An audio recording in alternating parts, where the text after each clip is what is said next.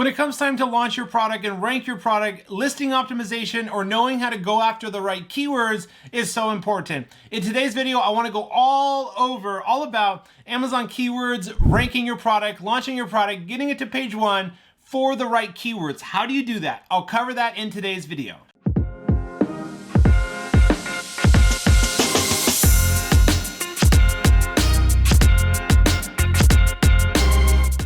Welcome to the channel. If you're new, welcome back to those of you my subscribers. My name is Brian Noonan. I'm a full-time Amazon FBA seller, mentor, and coach. Right here on my YouTube channel, I release weekly videos covering everything Amazon, e-commerce, personal development.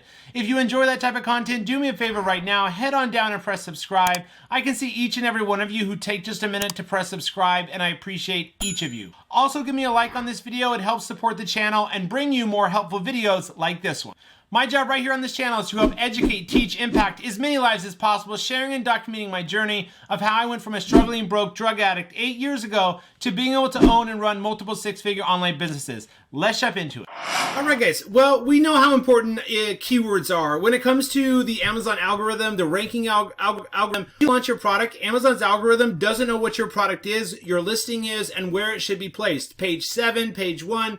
We have to prove to Amazon that we have a good product that not only sells well, but we're targeting and going after the right keywords in both our listing and PPC campaigns and making sales off those keywords in order to get Amazon's algorithm to push us to page 1. So in this video, what I want to go over is just how do you identify your best keywords for your product? Where do you put those in your listing? And how do you get to page 1 for those keywords or on those keywords? So, when you type in a keyword on Amazon, you have different search volume. Search volume is definitely an important factor. We want to be going after keywords that have at least 1,000 to around 30,000 search volume. In the beginning, that's going to be high enough search volume, and it just depends on what part of the listing to put those keywords in. For example, the title keywords should have the higher range search volume, like 10,000 to 30,000, whereas your description and back-end keywords should be a little bit lower on the search volume scale or range. But let's say I'm looking at entryway wall coat rack. I probably need to shorten this up to just wall coat rack.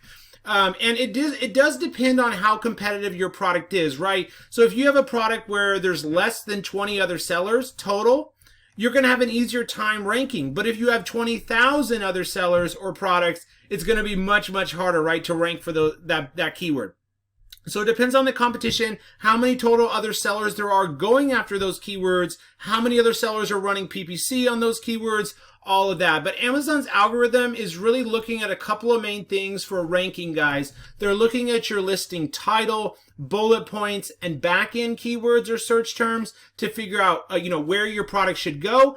They're looking at your sales, both organic sales and sales through PPC, and which keywords you're targeting inside your PPC campaigns, and then some other seller account metrics like are you in stock and consistently selling, and then Amazon will start ranking you in different subcategories. So if I want to get to page 1 for wall coat rack and I'm brand new, how would I do that? Well, let me show you the example here of one that is relatively new and go from there. So there's one right here with 12 reviews already on page 1. That's a really good sign, guys. Now, I don't recommend selling this product just because you can see most of the sellers on page 1 have thousands and thousands of reviews. What's working the best right now, guys, so you have to spend the least on PPC, so you have the easiest time to rank and you'll make profits the soonest, is finding unique products where there's, less than 50 other sellers total, and you come into market with a high quality product and you'll do well. So this product, wall coat rack, they all pretty much look the same. They're brown with metal. It's going to be hard to differentiate, number 1. Number 2, the ones on page 1 have thousands of reviews. That's going to take you years before you're really making really good sales and being able to compete with them. But I'll use this as an example. So when you first launch, it's critical that we research and find your best keywords, which I'll show you how to do here in just a minute. But before I do that, let me go over the listing and how important the different sections are. So the first and most important section is your title. So we can have around 200 characters or less in our title. You want to make sure that you have your top 3 to 5 main keywords in your title from left to right in importance, and ideally at least 2 of them in the first half, because the first 200 characters is what customers see on mobile, and the algorithm will see on mobile shoppers, whereas on desktop, like now, they'll see the entire title. But for the first half, at least 2 keywords, and then you also want to make the title sound convincing to get customers to buy it. Now, when you find your top 3 to 5 main keywords, which I'll show you how to do here in just a minute, you want to put them in the exact phrase form, which means you put the keywords in as the phrase. You don't want to break them up. You don't want to like rearrange the keyword. They need to be in exact phrase form. So if I look at this title, I see coat rack. That's a good keyword. I see coat rack wall mount, which is a phrase, but a longer tail keyword, which is probably a good one. I see wood wall mount coat rack with hooks. Actually, just wood wall mount coat rack. That's another good keyword. And then coat rack with hooks is another good keyword. So this seller's already got like 3 or 4 main keywords in the first half of their title. And then they go into like customer reasons why the customer should care or click on it. So it's got tin metal, 3-pronged tri hooks for hats, coats, kitchen, bedroom, and more. It's an espresso finish. So this title is actually pretty well done. It's both well optimized with multiple main keywords in exact phrase form, and it sounds pretty convincing to the customer. Once you do put your top 3 to 5 main keywords in your title in exact phrase form, and hang on, I'll show you how to find those here in just a minute. Next, you'll also want to re-mention those 3 to 5 main keywords one more time, again in your bullet points. So the top 3 to 5 main keywords that you put in your title, try to mention them one more time each in phrase form in your bullet points, okay? And then on the back end of your listing, under keywords, you click edit. Under the top keywords, you'll have search terms. There's where you can repeat or put your next kind of best, 10 to 20 keywords. You don't need to repeat keywords that are already in your title in your search terms. And only a couple full phrases for search terms. The rest are just going to be single words like wall, decor, wood, finishing, coat, like that for search terms. But for title and bullets and description, the full phrase is how you want to enter the keyword. Wood wall mount coat rack, and then wall mount coat rack with hooks, the full phrase. The only place you don't want full phrase is on the back end inside your search terms. That's just going to be single words. Now, if I'm launching this product and I'm trying to rank for it, that's going to be, step 1, guys, is we need to go find the main keywords, which I'll show you here now, and then putting them in your listing in the correct spots. Title and bullets are the most important. Third most important are those back-end search terms and subject matter if you have it. And then finally, guys, the last that's most important is in your product description and your A+ content, okay? So let's find those main keywords. So which keywords would I target if I'm brand new and going after this product? Well, what I would do is let's just copy this ASIN. You may have the helium tin graph. It didn't load for me right now. Right here at the top of the graph, just click keywords.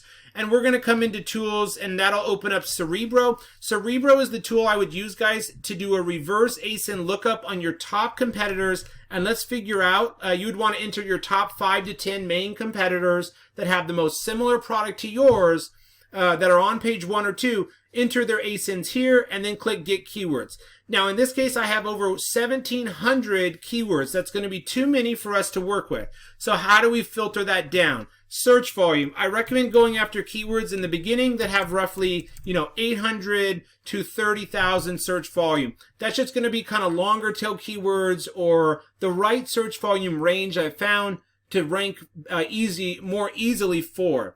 Organic rank, we only want to get keywords from sellers or products that are on page 1 and 2. So there's roughly 20 organic ranks on page 1, 21 through 40 would be page 2. So we want organic rank page 1 and 2 right there. Match type, we want to do organic. We don't want to look at sponsored keywords or Amazon recommended. And then what I would do is go ahead and like here you can do a more specific search. You could do show phrases that contain rack. Because the seed or root keyword, and hang on here so I don't lose you, what is seed or root keyword? Seed or root keyword, guys, just means the very basic keyword. So if I'm selling a makeup mirror, if I'm selling a LED light up mirror, if I'm selling a cosmetics mirror, if I'm selling a mirror for vanity table, the seed root keyword is mirror. You'll want to rank and go after all those keywords that have the word mirror in it first. In this case, what is the seed or root keyword? It's rack. That's kind of, or coat, but I think it's rack. So what I would do to get a more ultra specific list is put rack here, show phrases containing rack, because that's kind of the seed or root keyword. And then I think we're going to have a much better time going through these keywords. So yeah, it only pulled up one keyword, wall coat rack, with 8,700 searches per month. Why don't I go ahead and remove this rack and see if I can get around 30. You'll want to find roughly, 15 to 50, like 15 to 50 keywords to work with. Now I only have 2, so I'm going to remove this 30,000 cap, and I'm still only left with 2 keywords. I may need to remove the rank. I can put the max search volume 50,000. I remove the max organic rank of 50. Now I'm left with a better list. I'm up to 83 keywords. That's going to be more manageable. So let's go through here. The first thing I would do to pick out your top keywords is click on search volume to sort this list high to low. Then we just need to go through here, guys, and look at the keyword or phrase. Is it relevant? Doesn't contain the seed or root keyword? Where does it go in our listing? So gaming hats, I'm going to get rid of. Our product is not a gaming hat. Coat hooks, all right? So let's take a look at that. That's good. Coat rack wall mount, that's good. Coat hanger, that's good. Hat rack, possibly. Coat racks, possibly. Coat hooks wall mounted, absolutely. Wall hangers is a little bit too broad. It's got 10,000 competing products. I'm going to skip that one for now. So you'll just go down this list, guys, and you can see that I picked out these ones because, number one, they have a lot of search volume, well over 1,000, almost 37,000 here, 34,000 here, 28,000, 13,000, almost 12,000 here, 11,000 here. So I look at search volume first. Is it in that 1,000 to kind of 30,000 range? The IQ score, guys, the higher the better for IQ score. This is Helium 10 telling you, hey, this is a good keyword. The higher the better for IQ score.